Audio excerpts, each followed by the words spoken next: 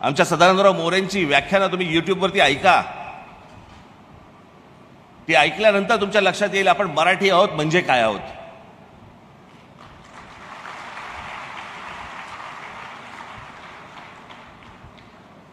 मी अनेकदा माझ्या भाषणामध्ये सांगत आलो. मी आज पुन्हा एकदा सांगतो, माणसाचं जे अस्तित्व असतं किंवा एखाद्या भाषेचं, त्या समाजाचं जे काही अस्तित्व असतं ना, ते त्या जमिनीवरती असतं.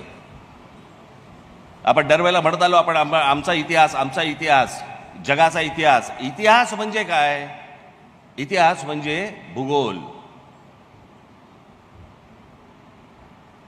ॲडॉल्फ हिटलर असेल, नेपोलियन असेल, कोणी असेल, औरंगजेब असेल, कोणी असेल, मला हा भाग पादाक्रांत करायचा आहे, मला हा प्रदेश मिळवायचा आहे.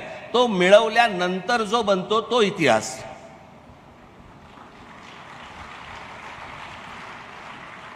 तुम्ही इतिहास काढून बघा.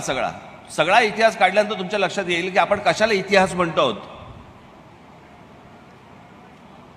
आणि ती एकदा जमीन तुमच्या पायाखालनं जर सरकली, तुमचं अस्तित्वच राहत नाही.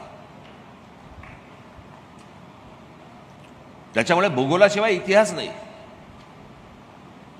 आज आपण साहित्य संमेलनं भरवतोय, आज आपण मराठी भाषेसाठी सगळ्या गोष्टी करतोय, पण मराठी माणसाचं म्हणून जे अस्तित्व आपल्या ज्या शहरांमध्ये जे असायला पाहिजे आणि दिसायला पाहिजे, मला असं वाटतं राज्य सरकारने आणि आम्ही तुम्ही सगळ्यांनी मिळून ते टिकवलं पाहिजे.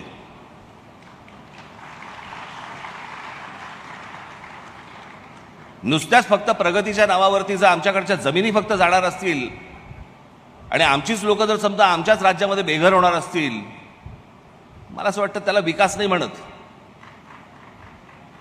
तो विकास नसतो. आपलं अस्तित्व पुसण्याचा तो एक प्रकारचा डाव असतो. मला असं वाटतं ती गोष्ट प्रत्येकाने समजून घेतली पाहिजे की आपण नेमकं काय करतो आहोत. प्रत्येकाने ही गोष्ट जपली पाहिजे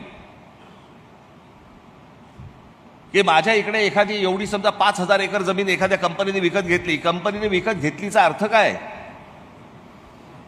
की त्या 5,000 एकर मधली सगळी कुटुंब गेली.